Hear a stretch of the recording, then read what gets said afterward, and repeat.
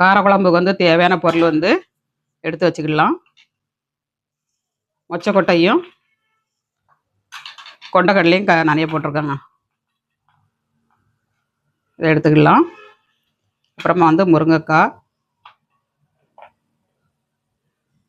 கொத்தவரக்காங்க காயப்பட்டது, வத்தல். இது வந்து வறுத்தும் சாப்பிடலாம், ரொம்ப நல்லாயிருக்கும். அப்புறமா வந்து மஞ்சள் பூசணிங்க, மஞ்சள் பூசணி போட்டாலும் ரொம்ப நல்லாயிருக்கும். சேனக்கிழங்குங்க, எங்கள் ஊர் சைடில் நாங்கள் வந்து இதை சேனக்கிழங்குன்னு தான் சொல்லுவோம்.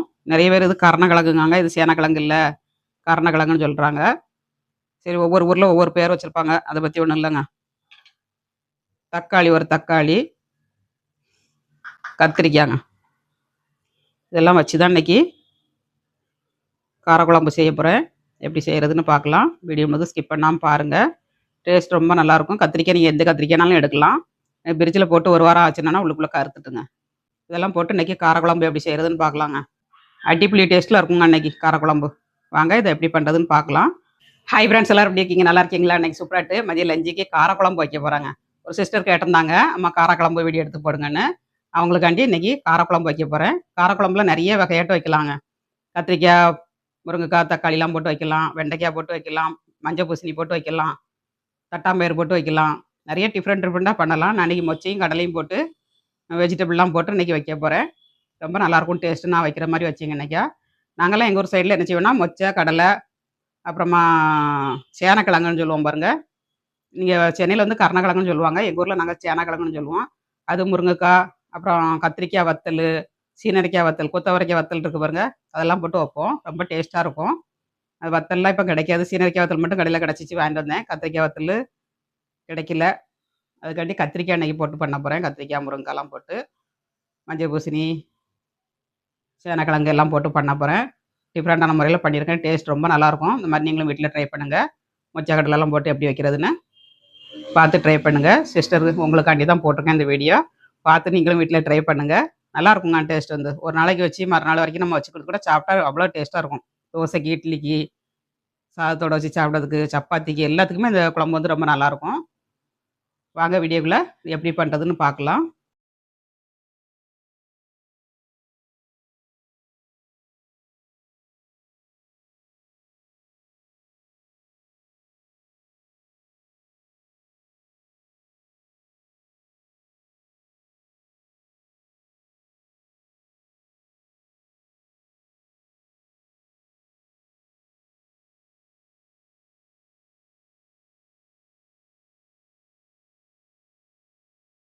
நல்லா கழுவி எடுத்துக்கலாங்க. கடையில் வந்து எல்லா பொருளையுமே மருந்து அடித்து தான் வைப்பாங்க. ஏன்னா சீக்கிரம் பூச்சி அரிக்கக்கூடாது, வண்டு விழக்கூடாது அப்படின்ட்டு மருந்து அடித்து தான் ஸ்டோர் பண்ணி வைப்பாங்க. அதனால் நல்லா 2-3 மட்டும் கழுவிடணுங்க. தண்ணி எடுத்துக்கலாம். கழுவி எடுத்தாச்சுங்க. தண்ணி நிறைய வச்சுக்கோங்க. கடலெல்லாம் ஊறி வரும்போது தண்ணி நிறைய எடுக்கும். மறுநாள் காலையில் நம்ம குழம்பு வைக்கலாம். ஃபஸ்ட்டு வந்து குக்கரில் பச்சைக்கொட்டை, கொண்டக்கடலாம் நைட்டே ஊற போட்டிருக்கோம். இதை வேக வச்சுக்கிடலாம்.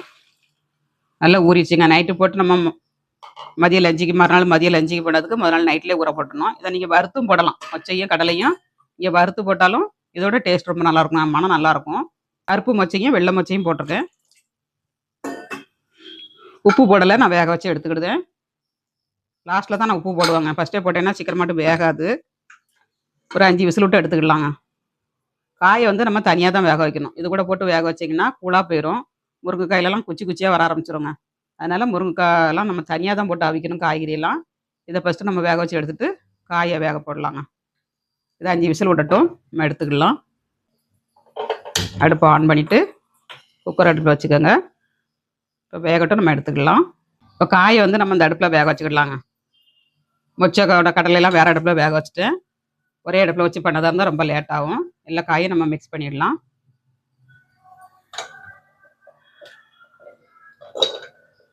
முருங்கைக்காய், மஞ்சள் பூசணி, சேனக்கிழங்கு, கத்திரிக்காய், தக்காளி எல்லாம் போட்டு நம்ம இந்த அடுப்பில் வேக வச்சுக்கிடலாம்.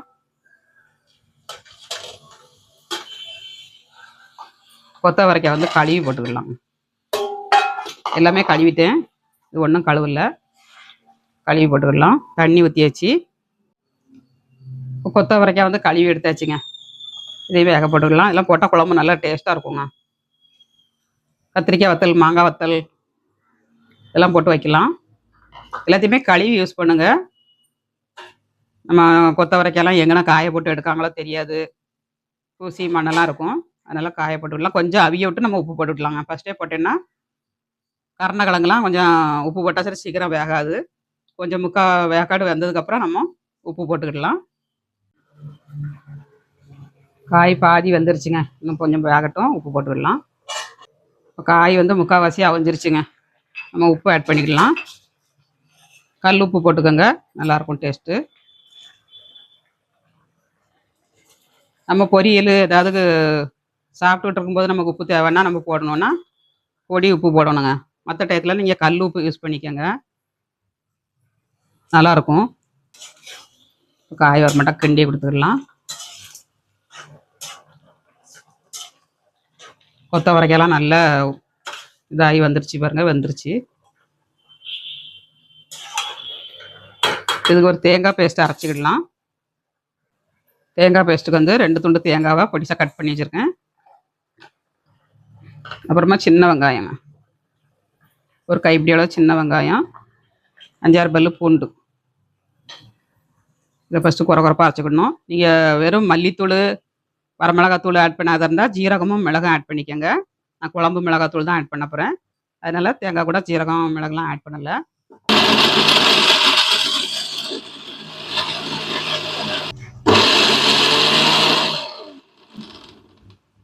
கொஞ்சமாக தண்ணி விட்டு அரைச்சிக்கலாம்.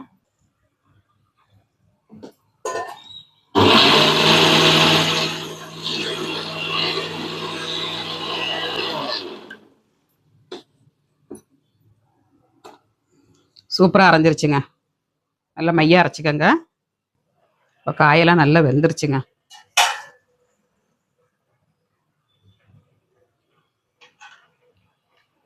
கருணக்கிழங்குலாம் நல்லா வெந்துருச்சு பாருங்க. இப்போ வந்து நம்ம குழம்பு மிளகாத்தூள் ஆட் பண்ணிக்கலாம். குழம்பு மிளகாத்தூள் வந்து இப்போ தாங்க அரைச்சேன். வீடியோ வந்து சேனலில் வந்துருச்சு பாருங்கள். நான் ஃப்ரிட்ஜுக்குள்ளே ஸ்டோர் பண்ணலை. பொண்ணு வெளிநாட்டுக்கு போகிறதுனால அவளுக்கு கொடுத்து விடாதுக்காண்டி அரைச்சேன். இதிலேருந்து 2-3 ஸ்பூன் போட்டுக்கலாம். நல்லா வறுத்து அரைச்சிருக்கேங்க, அதனால் வறுக்கணும்னு அவசியம் இல்லை. வறுக்காத பொடியாக இருந்தால் நீங்கள் வறுத்து போட்டுக்கோங்க. தேங்காவும் நம்ம ஆட் பண்ணிக்கலாம்.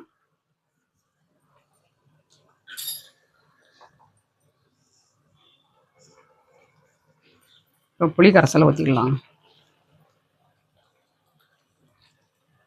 புளி சின்ன லெமன் சைஸுக்கு போட்டுக்கோங்க. புளி குழம்புனாலே புளி தாங்க, அதுக்காண்டி ஓவராகவும் கரைக்கக்கூடாது, டேஸ்ட் இருக்காது. புளிப்பு, உப்பு, காரம் எல்லாமே கரெக்டாக இருக்கணும். அப்போ தான் இந்த குழம்பு வந்து நல்லாயிருக்கும். ஃபஸ்ட்டு தண்ணி கம்மியாகவே வச்சுக்கிடலாம். கடலையில் உள்ள தண்ணியை நம்ம வேஸ்ட் பண்ணக்கூடாது.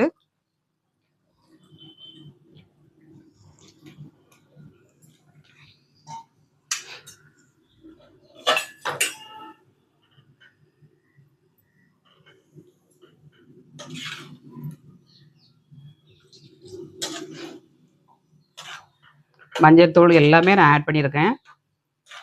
கடலைப்பருப்பு, துவரம்பருப்பு, உளுந்தம்பருப்பு எல்லாமே போட்டிருக்கேங்க குழம்பு மிளகாத்தூளில். நல்லா வாசனையாக இருக்குது. குழம்பு மிளகாத்தூள் வேணுன்னா சேனலில் பாருங்கள், போட்டிருக்கேன். அதில் வந்து கடாயில் ஆட் பண்ணிக்கலாங்க. நல்லா அவிஞ்சிருச்சு. தண்ணியோடு ஆட் பண்ணிக்கோங்க.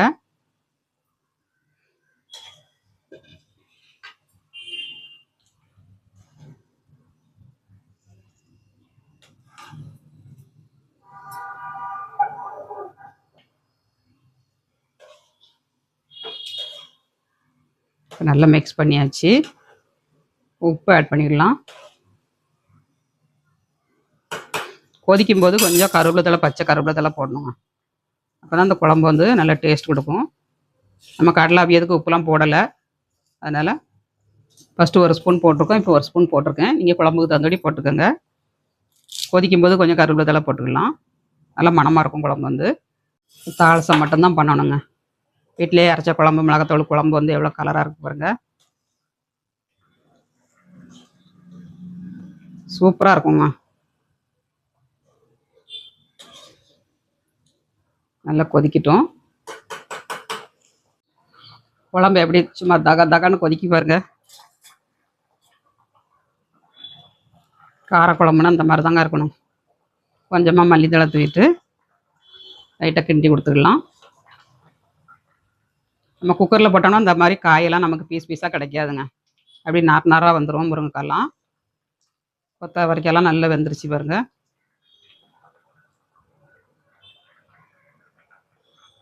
இந்த மாதிரி எல்லாம் நல்லா முழுசாக கிடச்சிருக்குங்க. நமக்கு எடுத்து சாப்பிட்றதுக்கு நல்லாயிருக்கும்.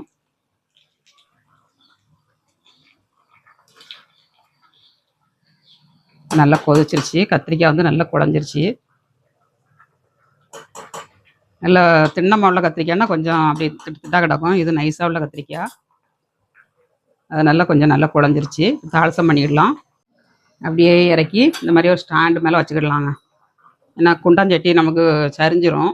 குழம்பு மேலே வரைக்கும் இருக்குது. இந்த மாதிரி ஒரு ஸ்டாண்டில் வச்சிங்கன்னா ஜம்முன்னு நின்றுடுங்க.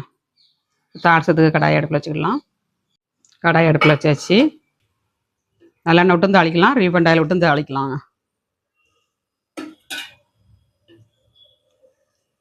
எண்ணெய் ஆட் பண்ணியாச்சு.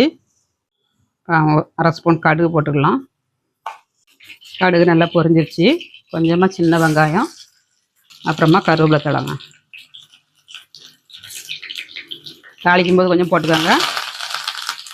கொதிக்கும் போது கொஞ்சம் போட்டுக்கோங்க. வெங்காயம் நல்லா வேகட்டும். தாளிக்கும் போது வெங்காயம் நிறைய போடக்கூடாதுங்க. நம்ம அரைக்கிறதுக்கு வெங்காயம் நிறைய போடணும். தாளிக்கும் போது கொஞ்சமாக போட்டோன்னா அந்த குழம்பு வந்து நல்லா மணமாக இருக்கும். அதனால் கொஞ்சமாக போட்டு தாளிச்சிக்கோங்க. வெங்காயம் வந்துருச்சு. நம்ம குழம்புல ஆட் பண்ணிடலாம்.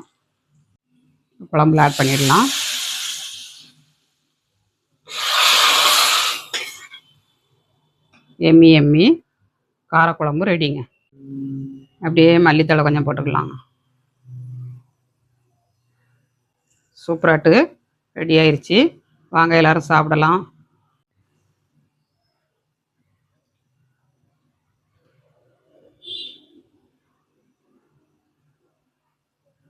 சாதம் வச்சு சாப்பிட்டு பார்க்கலாம். காரக்குழம்பு வச்சு அப்படியே வாழை இலையில் சுட சுட சோத்தோட நம்ம குழம்பு ஊற்றி சாப்பிட்டோம்னா அவ்வளோ ஒரு டேஸ்ட்டாக இருக்குங்க. அதுவும் நம்ம ஊரில் உள்ள பரு அரிசி இருக்குது பாருங்கள், வீட்டில் விளையிற அரிசி. அந்த அரிசிக்கும் இந்த குழம்புக்கும் அம்புடு ருசியாக இருக்கும்.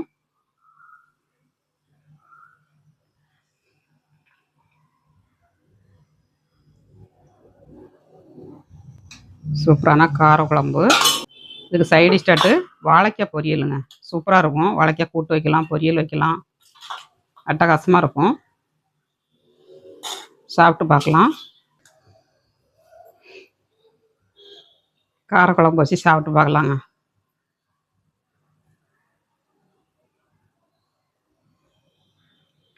சிஸ்டர் உங்களுக்காண்டி தான் இந்த காரக்குழம்பு வச்சுருக்கேன். ட்ரை பண்ணிவிட்டு எப்படி வந்துச்சுங்க அதை கமெண்ட்ஸ் பண்ணுங்கள். சாப்பிட்டு இன்னொரு சிஸ்டர் இப்போ கமெண்ட்ஸ் பண்ணியிருந்தாங்க.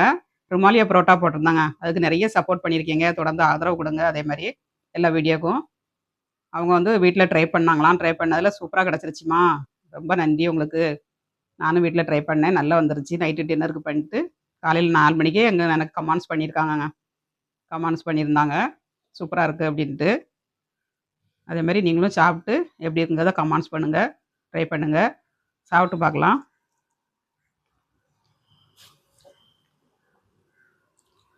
சூப்பராக இருக்குங்க.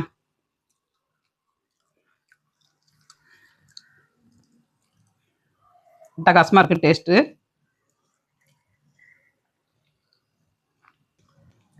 இதை அடிச்சுக்க எந்த குழம்பும் கிடையாதுங்க. அந்த அளவுக்கு டேஸ்ட்டாக இருக்குது. ட்ரை பண்ணி பாருங்கள். வாழைக்காய் பொரியல் சாப்பிட்டு பார்க்கலாம். வாழைக்காய் ஊர்லேருந்து கொண்டு வந்ததுங்க. 15-20 நாள் ஆகிட்டு வைக்கவே இல்லை. டைம் கிடைக்காம இன்னைக்கு தான் வச்சுருக்கேன்.